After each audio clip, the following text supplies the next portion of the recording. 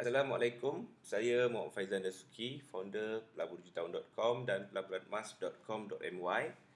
Hari ini saya nak kongsikan kepada anda semua tips untuk pergerakan harga emas bagi tempoh yang seterusnya.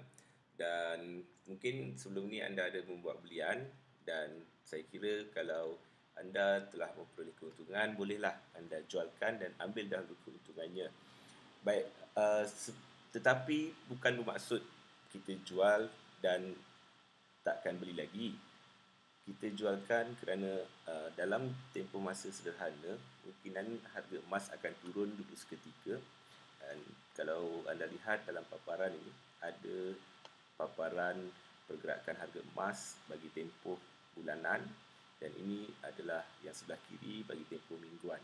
So dalam jangka masa panjang, dalam trend long run, harga emas baru sahaja memulakan pendakiannya. Anda boleh lihat pada garisan sokongan ini, harga emas baru saja memulakan pendakian, membuat lonjakan daripada harga sokongan ini. Dan kalau anda lihat pada indikator stokastik resistance RSI ini, harga emas baru saja ingin keluar daripada paras oversold. Bermakna kenaikannya akan lebih banyak lagi, tetapi mungkin ia akan memakan masa beberapa bulan. Dan saya kira dengan kenaikannya selepas ini dalam jangka masa panjang, kenaikan sehingga ke paras 1,900 hingga 2,000 dolar per ounce ini adalah sangat mudah untuk dicapai.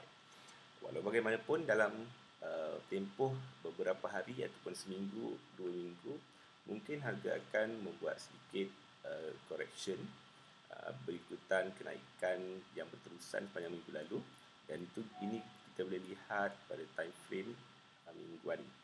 Mungkin harga emas akan turun sedikit dan kemudian meneruskan kenaikannya semula.